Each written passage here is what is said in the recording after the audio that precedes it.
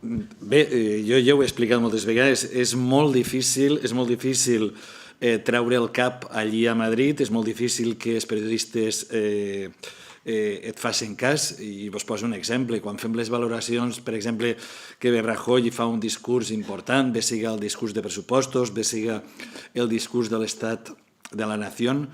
després fem valoracions. Anem allí a una sala que hi ha enfront de l'hemicicle, quan està parlant el PSOE està ple, quan parla Convergència segueix ple, quan parla el PNV,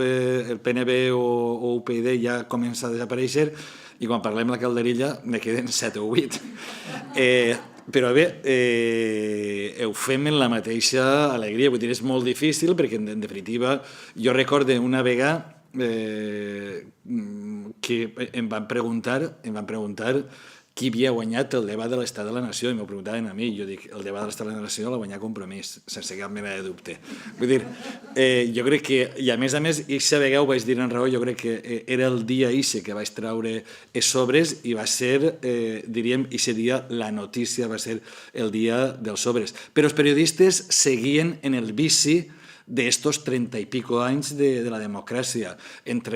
com en el trinquet, entre rojos i blaus. Qui ha guanyat? Rubalcaba o Rajoy? No, aquest dia havia guanyat Compromís, perquè aquest dia Compromís havia fet un discurs fresc, nou, diferent, i costa.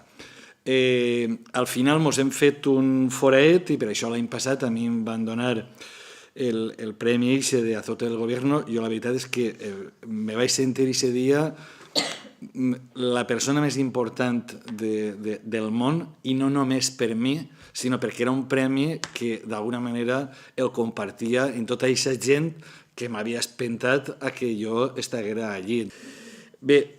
jo crec que el format ha de ser pregunta-resposta. Per tant, jo faig una introducció de molt poquet i després ja pregunteu el que voleu, i si no, jo tinc rotllo per a molt de temps, perquè acostumat a comprimir-ho tot. Vosaltres penseu, per exemple, jo l'altre dia tenia en el debat este de la corrupció, tu comences a escriure, comences a pensar idees que pots dir, i quan te dones compte i m'ho fique ja al meu format en el qual jo veig quina llargària té en lletra 20, perquè comprendreu, jo tinc de la vista baix com baix i m'ho fica a lletra 20, jo sé que un foli és un minut, si fa no fa, si llitges és un minut, si no llitges i intentes improvisar, quan te dones compte se n'ha passat i no has pogut fer res. Per això, si heu vist, quan citava tots els casos ixos de Gürtel, tenia la mala bèstia darrere controlant el temps i sabia que no m'havia de donar ni un segon més. I, per tant, corria com una llebre per intentar tindre el temps final per a poder-li dir allò que pensava dir-li. Jo, quan he estat allí, i algunes de les meves intervencions les he començat deliberadament en valencià, i en totes les intervencions que faig les valencianitze, jo sempre faig una part, diríem, com a ciutadà, però sempre fica alguna pinzellada com a valencià. Jo crec que era una cosa que no s'havia fet mai allí, i ara alguns han començat a fer fins i tot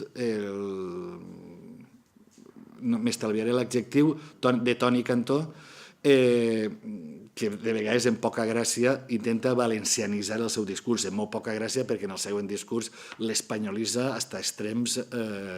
espanyolitza en el mal sentit de la paraula, perquè jo en això coincidisc en el meu paisà Fuster, en el sentit que jo soc nacionalista perquè els altres m'obliguen a ser-ho, i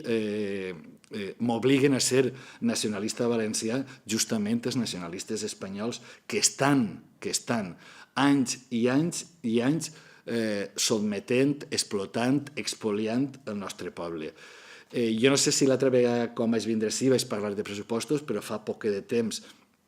hem aprovat els pressupostos generals de l'Estat i una vegada més aquests pressupostos castiguen els valencians. Una vegada més ens castiguen. I portem 30 i pico d'anys castigant-nos, és a dir, sempre per baix de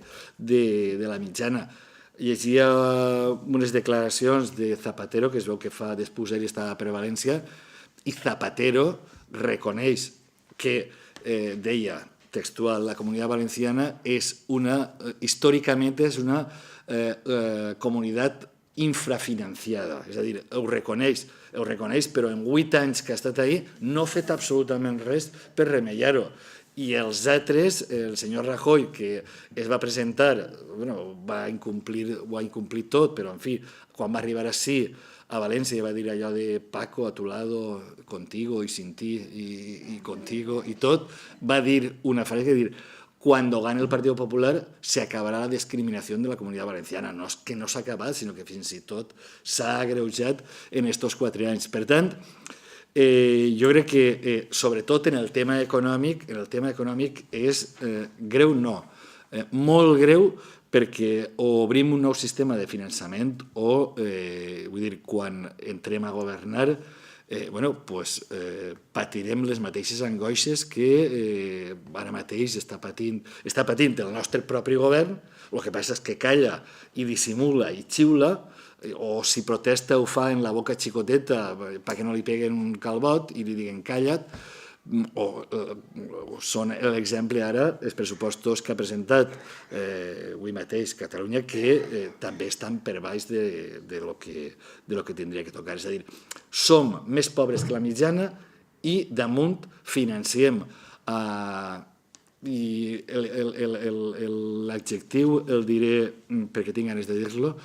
financem a imbècils com el senyor Monago, que en els diners nostres s'atreveix a omplir-se el pit, a baixar impostos i a dir que els altres no sabem gestionar-nos. Per tant, vull dir, això és un tema fonamental i és un tema que jo l'intente anar explicant una vegada i una altra i una altra. I sobretot que també veguen que els valencians no som allò que va dir el conde Duc, que érem muelles, és a dir, que n'hi ha un altre tipus de valencians, que n'hi ha uns valencians dignes, que estem orgullosos de ser valencians, de tindre una cultura diferent, de parlar una llengua diferent i de no estar avergonyits de tindre això. I això, diríem, són les dues, més a banda, evidentment, com a ciutadà, estar al costat de totes les iniciatives que, en definitiva, vagin en contra de tota la destrucció de tantes i tantes conquestes que havien costat tants i tants anys d'aconseguir i que el Partit Popular, en 2 anys i mig, s'ha encarregat de desfer i que encara, en aquest any que li queda, jo trobo que encara vol arribar a més. Ha sigut una legislatura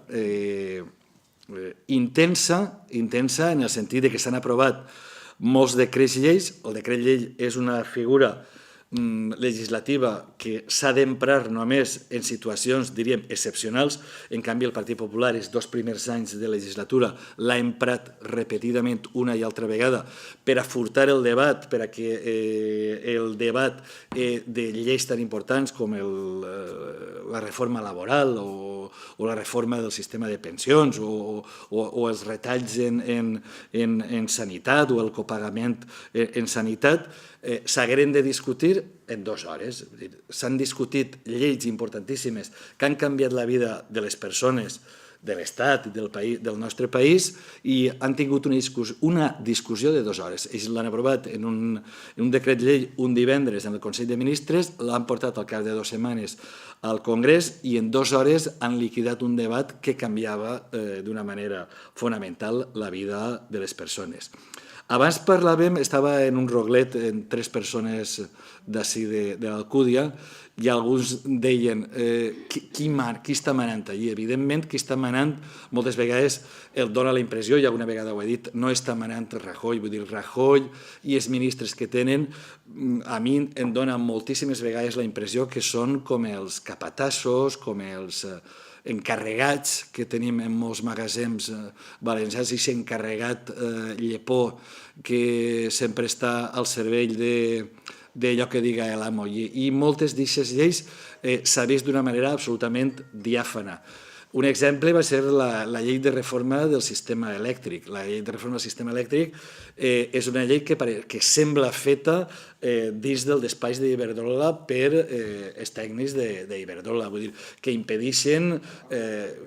impedeixen realment les renovables, que castiguen a les persones que veient que moltes vegades no podien invertir en la terra, han invertit en renovables, en definitiva, un autèntic atraco, i per això jo vaig alçar aquest dia a les mans, perquè és un autèntic atraco. Bé, aquesta postura d'alçar les mans, que era una manera també de simbolitzar allò que estàvem fent-nos, s'ha produït moltes vegades al llarg d'esta legislatura, i moltes vegades sembla que són exactament les elits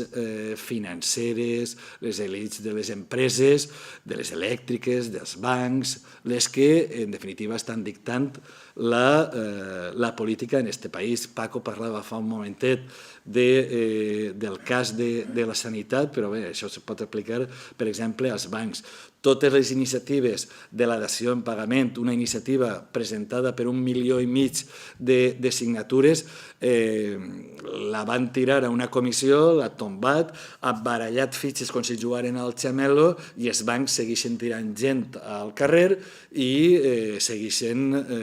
en definitiva, malbaratant la vida de moltes persones. En el cas de les elèctriques, la llum ha pujat un 70%, entre un 60 i un 70% en els últims 7 o 8 anys. Hi ha allò que diuen el dèficit de tarifa, que el calculen les mateixes empreses. És com si diguera, no, vosaltres teniu un dèficit de tarifa, però te'l calcularé, tu me l'has de pagar, però te'l calcularé jo. I dius, home, ensenya'm com el calcules. No s'ensenya com el calcula, és a dir, no s'ha fet una auditoria dels costos del que costa portar la llum a casa nostra, i són ells els que et diuen, això costa tants diners. Dius, però a veure,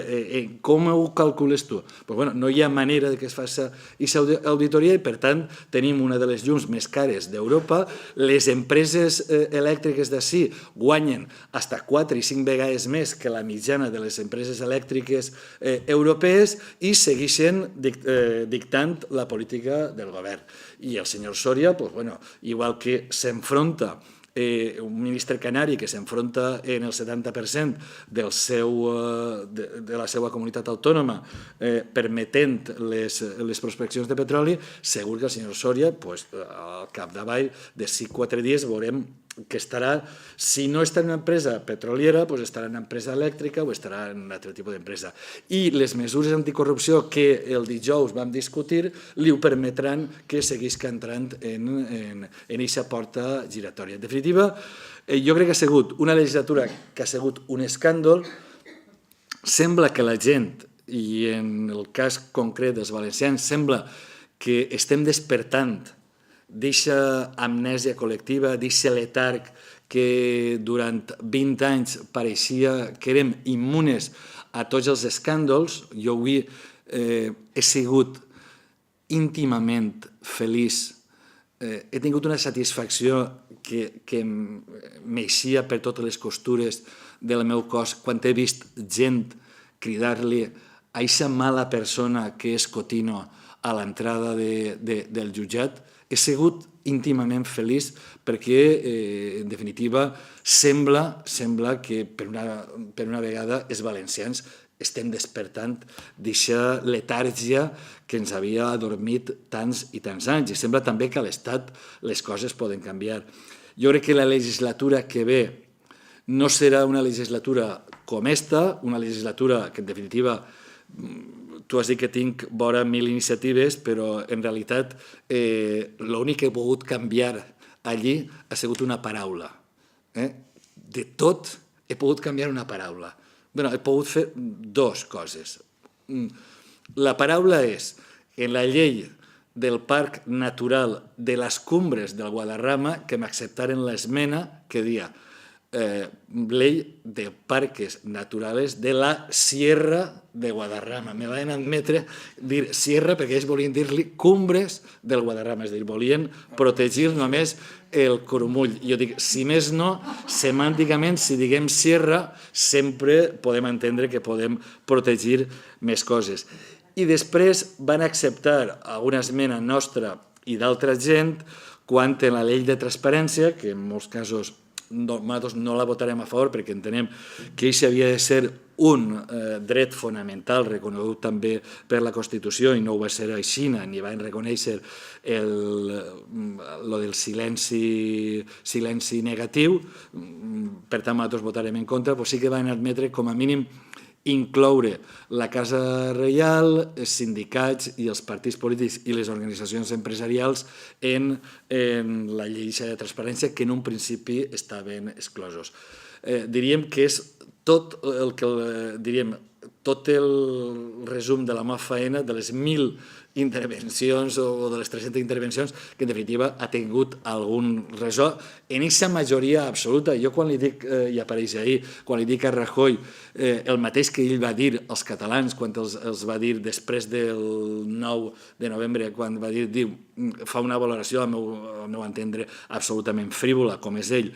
que diuen, bueno, 2 de cada 3 catalanes han ignorado olímpicamente o no se han molestado en ir a votar. Vull dir, 2 de cada 3 espanyols no es van molestar en votar-lo en la seva l'11M, 2 de cada 3. Vull dir, ell realment té un 44% dels vots de la gent que va anar a votar, un 30% del total d'electors. En un 44% de vots de la gent que va anar a votar i de la que es va abstindre, de la que va votar en blanc i de la que va votar nul, en un 44% té un 54% dels escons. Vull dir, és una llei electoral, que ja ho hem dit abans, una llei electoral que ha primat durant estos 30 i pico anys de democràcia, ha primat aquest bipartidisme, al meu entendre, insà, que en definitiva ha fet que aquest tornisme que ja havíem tingut en altres èpoques en este estat. I ara sembla que les coses poden començar a canviar i que la legislatura que ve pot ser una legislatura absolutament apassionant on realment